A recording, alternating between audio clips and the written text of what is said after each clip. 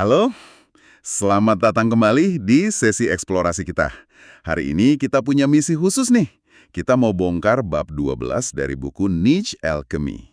Judulnya Scaling Your Success. Atau kalau diterjemahkan ya, menskalakan kesuksesan Anda.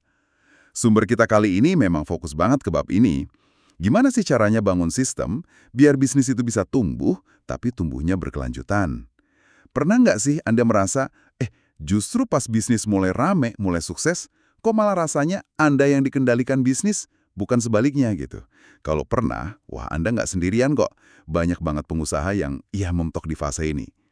Di bab ini ada contoh bagus, kisah Sarah. Dia klien Niche Navigator. Bisnis fitness coachingnya tuh sukses banget. Tapi ujung-ujungnya dia kerja 80 jam seminggu. Kewalahan sendiri. Jadi kayak, tenggelam gitu ya dalam kesuksesannya sendiri.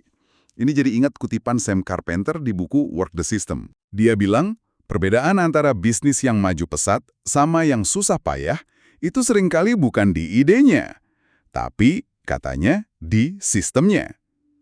Nah, jadi misi kita hari ini, yuk kita bedah bareng gimana caranya bangun sistem biar sukses awal itu nggak malah jadi bumerang stres. Persis, itu ironi yang sering banget kejadian.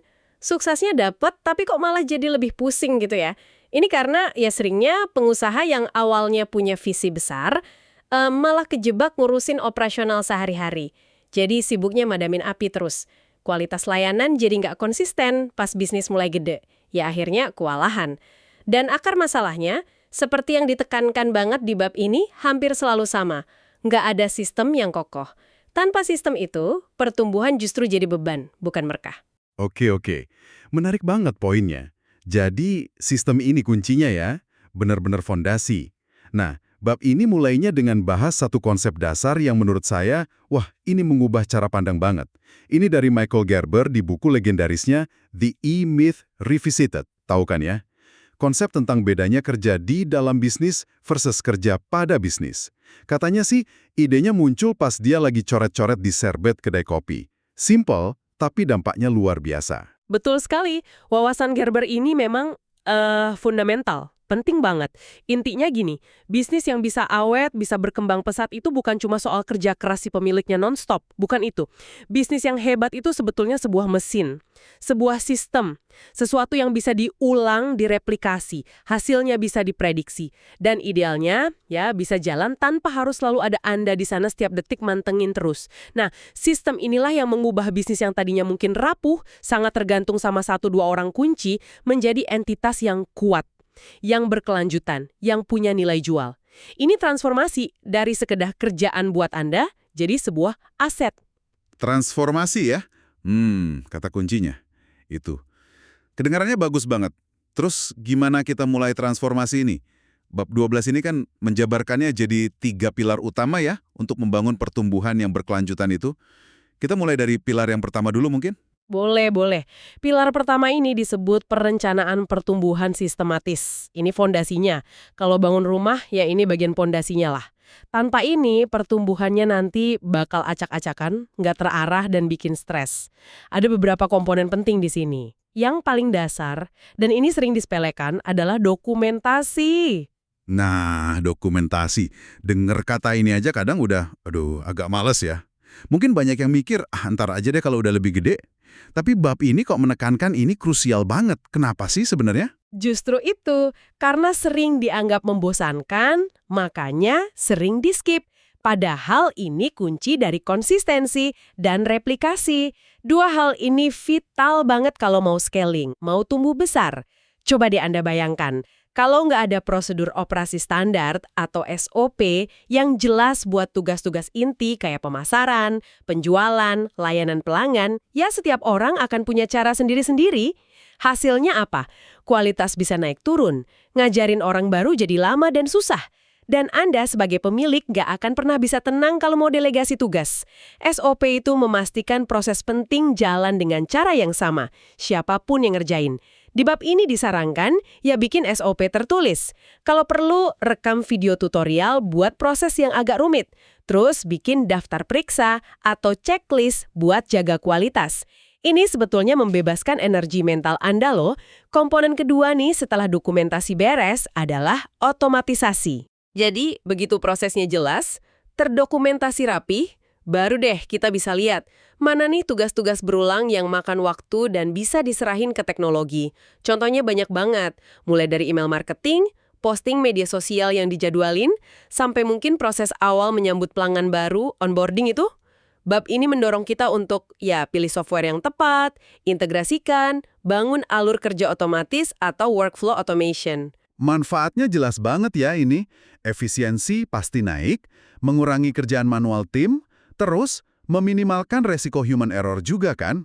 Dan yang paling penting, ini bisa membebaskan waktu tim dan juga waktu Anda. Jadi bisa fokus ke hal-hal yang lebih strategis yang butuh sentuhan manusia. Ini bisa jadi salah satu cara Sarah tadi ya, bisa ngurangin jam kerjanya yang gila-gilaan itu. Atau mengembangkan sesuatu kalau kita nggak ngukur kan. Jadi penting banget buat menetapkan indikator kinerja utama atau KPI yang jelas. Apa sih tolok ukur sukses buat tiap bagian penting bisnis Anda? Gimana Anda tahu kalau strategi pemasaran itu berhasil atau nggak? Siapkan sistem untuk melacak KPI ini secara rutin. Mau mingguan, bulanan, ya terserah konteks bisnisnya.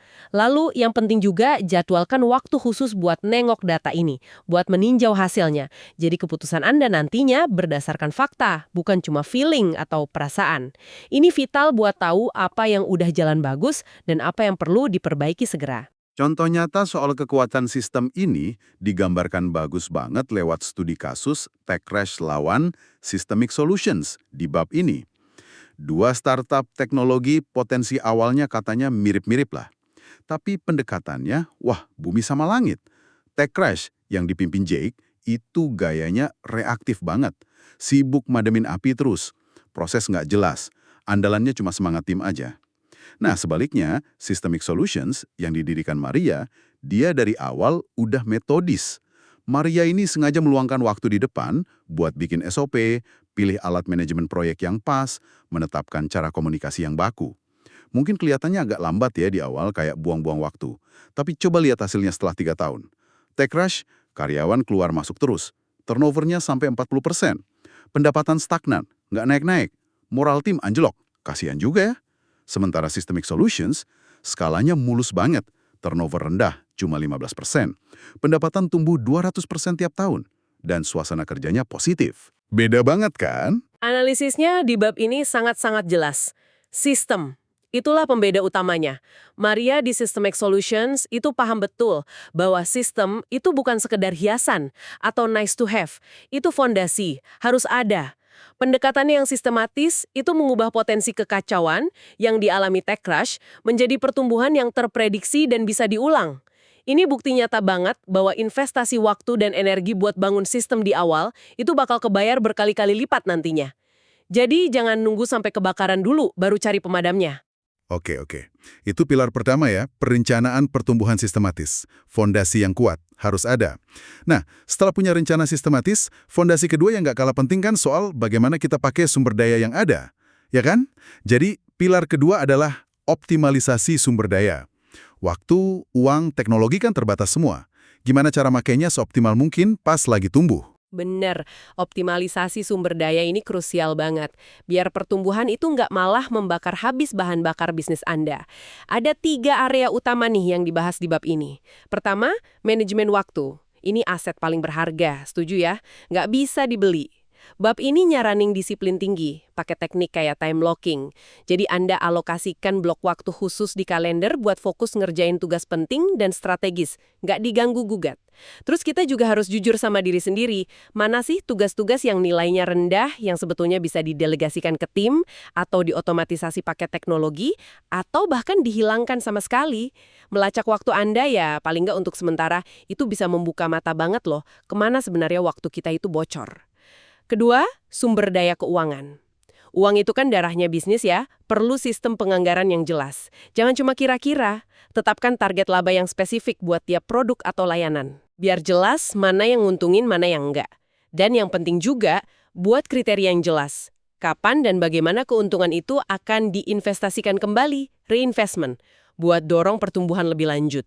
Jadi keputusan finansial lebih terarah, nggak emosional. Ketiga, tumpukan teknologi Anda. Atau kerennya teknologi stack, tech stack. Ini pada dasarnya ya kumpulan semua software dan aplikasi yang Anda pakai buat jalanin bisnis. Mulai dari email, medsos, akunting, sampai manajemen proyek, CRM, wah macam-macam. Seringkali, seiring waktu, kita langganan banyak banget alat. Kadang ada yang fungsinya tumpang tindih, atau malah udah nggak kepake tapi bayar terus. Nah, bab ini nyaranin buat melakukan audit rutin tech-stack Anda. Buang yang nggak perlu, hemat biaya. Dan pastikan alat-alat yang dipakai itu bisa ngobrol satu sama lain, terintegrasi gitu. Biar alur kerjanya lancar, bukannya malah nambah kerjaan input data manual sana-sini. Masuk akal banget. Hemat waktu, hemat uang, hemat tenaga juga ya. Jadi, setelah perencanaan dan optimalisasi sumber daya, ada satu lagi nih yang sering jadi penentu banget pas scaling, yaitu orang, manusia. Ini membawa kita ke pilar ketiga, esensi pembangunan tim. Karena tumbuh besar itu seringkali berarti kita butuh bantuan orang lain kan? Nggak bisa sendirian terus. Tepat sekali. Hampir mustahil ya melakukan scaling yang signifikan sendirian. Bisa sih, tapi pasti capek banget dan terbatas. Tapi sekedar rekrut orang aja itu nggak cukup. Anda butuh orang yang tepat, di posisi yang tepat, dan yang penting lagi, bekerja dalam sistem yang mendukung mereka untuk sukses. Nah, bab ini mecahnya jadi 2 elemen kunci di sini. Pertama, kerangka perekrutan atau hiring framework. Jangan asal rekrut karena panik butuh bantuan cepat. Definisikan dulu perannya apa, tanggung jawabnya apa dengan sangat jelas. Buat deskripsi pekerjaan yang detail. Tetapkan kriteria seleksi yang objektif, bukan cuma berdasarkan cocok atau nggak cocok secara personal. Dan yang sering banget kelewat tapi krusial, kembangkan proses orientasi atau onboarding yang terstruktur, yaitu proses menyambut dan melatih anggota tim baru, biar mereka cepat nyetel, cepat paham cara kerja dan budaya perusahaan Anda. Investasi di sini penting banget. Kedua, setelah orangnya masuk, perlu sistem manajemen tim. Punya orang hebat itu percuma kalau nggak dikelola dengan baik. Bisa-bisa malah pergi lagi. Ini mencakup hal-hal kayak protokol check-in rutin, misalnya rapat singkat harian atau mingguan buat koordinasi, terus proses evaluasi kinerja yang adil, dan fokusnya pada pengembangan mereka, bukan cuma menghakimi. Pedoman komunikasi yang jelas, kapan sih sebaiknya pakai email, kapan pakai chat, kapan perlu meeting, biar nggak salah paham. Dan juga menyediakan jalur buat mereka belajar dan berkembang dalam karir mereka di perusahaan Anda.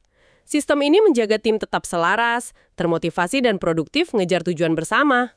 Oke, jadi ketiga pilar ini, perencanaan sistematis, optimalisasi sumber daya, dan pembangunan tim ini kayak cetak birunya ya, blueprint buat scaling yang sehat, yang berkelanjutan.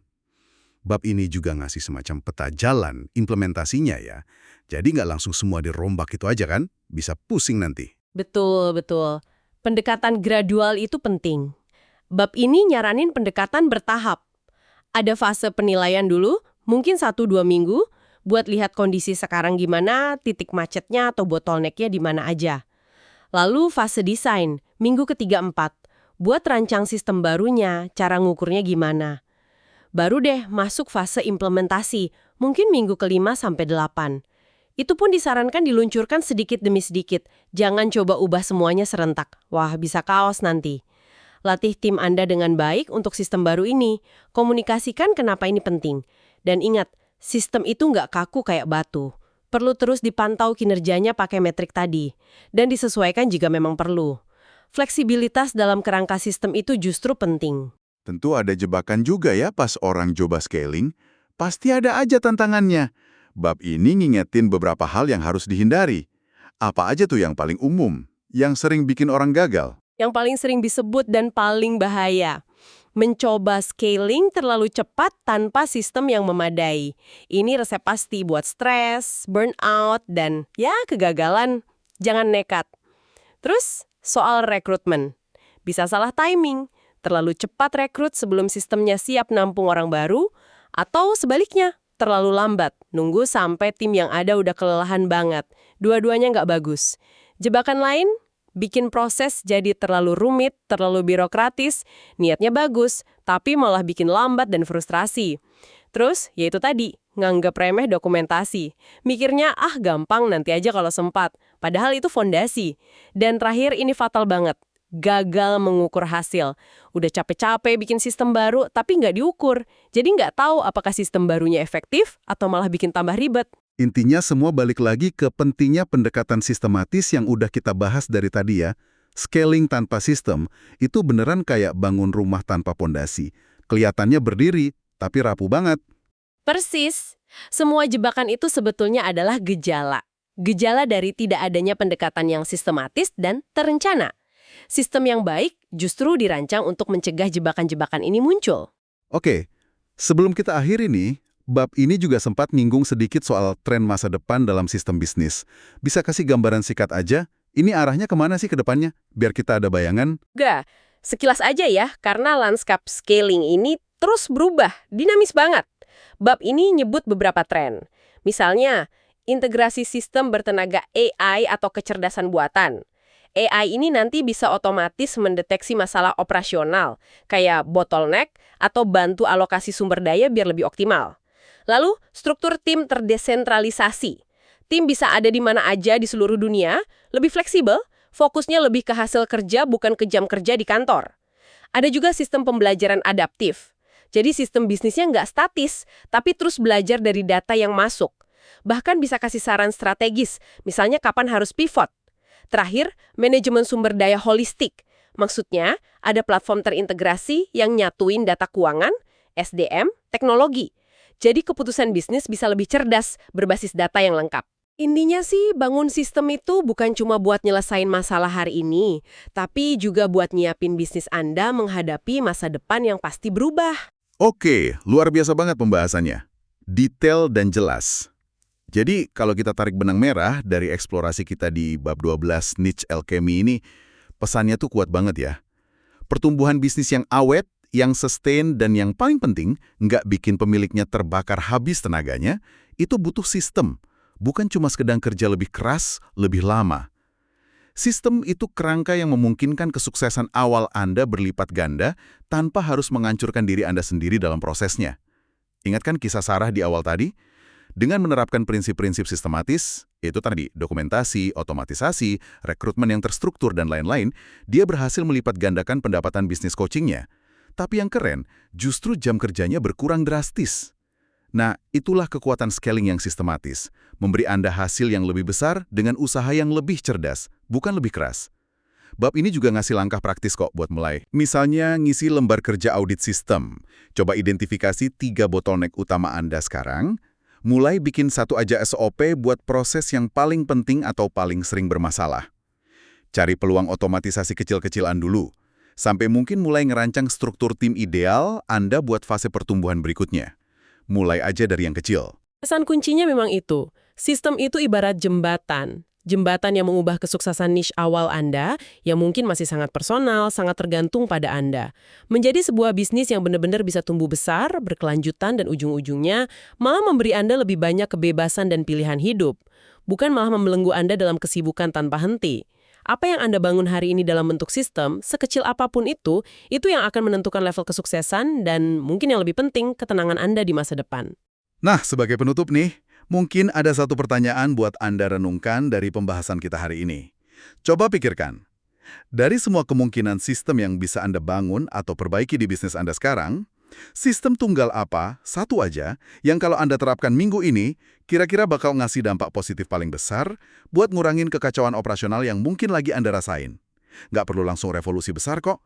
Pikirkan satu langkah kecil, satu sistem sederhana. Siapa tahu itu bisa jadi awal perubahan signifikan menuju bisnis yang lebih teratur, lebih terkendali, dan lebih siap untuk tumbuh. Oke, terima kasih banyak sudah menyimak eksplorasi kita kali ini. Sampai jumpa di pembahasan mendalam berikutnya ya.